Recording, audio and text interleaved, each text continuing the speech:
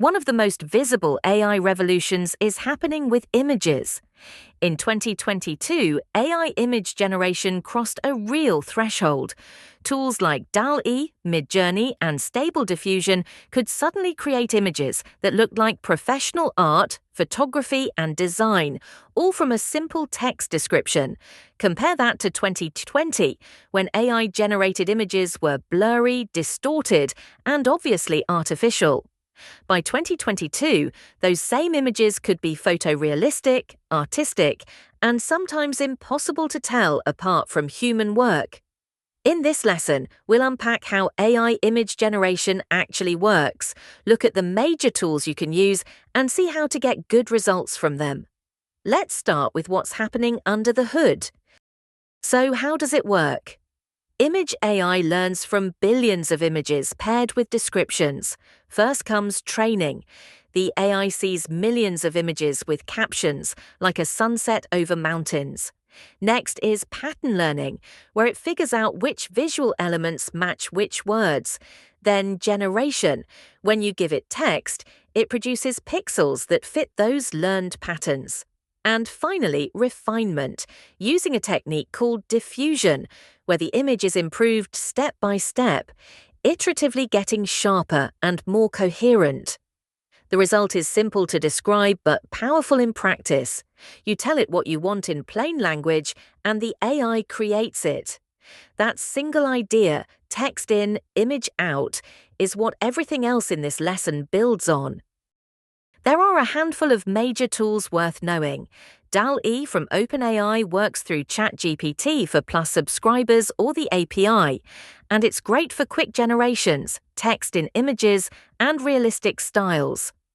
Midjourney runs through Discord with a subscription and is known for its artistic quality and aesthetic appeal, so it's ideal for art and illustrations. Stable Diffusion is free and open source, gives you full control, and can even run locally, which makes it a favorite for technical users and privacy. Adobe Firefly is built for commercial safety and Photoshop integration, so it suits professionals. Beyond those, there's Leonardo.ai for game and fantasy art, Canva AI and Microsoft Designer for design, and Ideogram, which is strong at rendering text inside images. What can these tools actually make? Quite a lot. On the artistic side, you get paintings in any style, from impressionist to abstract to pop art, plus digital illustrations and concept art for games and movies. On the realistic side, there's product photography, architectural visualizations, landscapes, and people, though people come with ethical considerations we'll cover.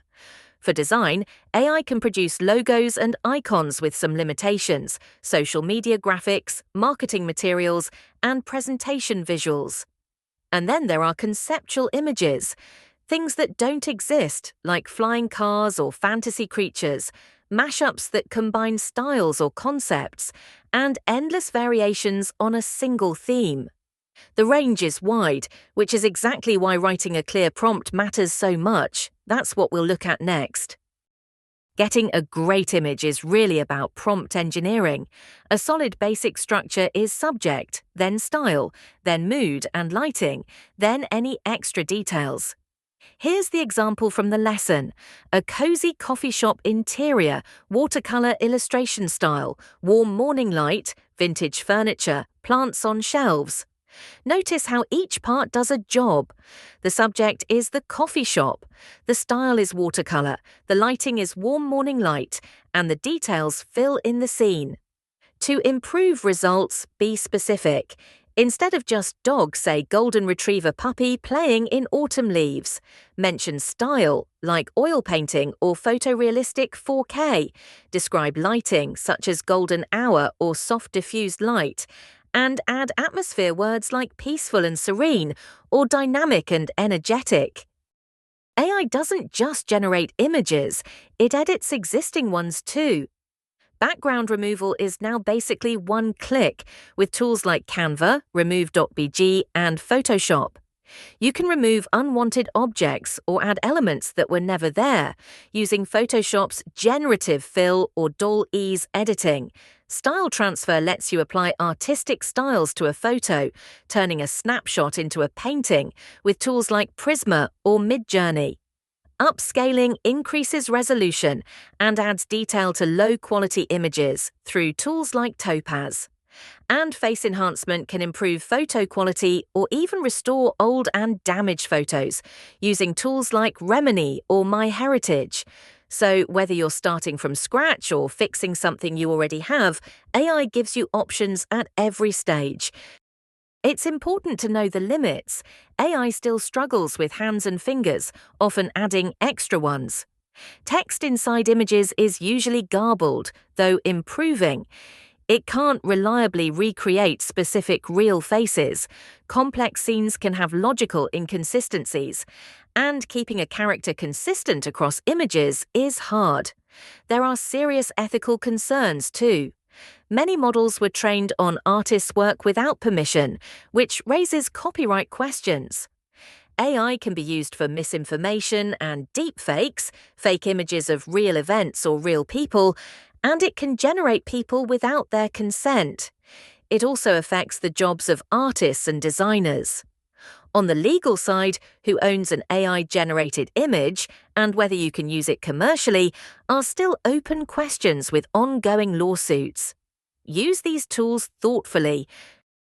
To wrap up, a few best practices.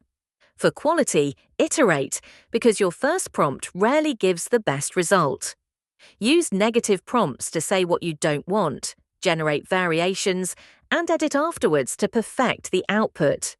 For ethics, don't create harmful content or deepfakes. Be transparent about AI images, respect artists, and consider context. For business, check the terms of service, keep a backup plan, review every output, and stay informed as tools change fast. Now it's your turn. Try the coffee shop prompt yourself right now. You can run it on this lesson page at FreeAcademy.ai using the interactive prompt playground, or just paste it into an AI assistant like ChatGPT or Claude and see what comes out. Next up, we'll explore AI for audio and video.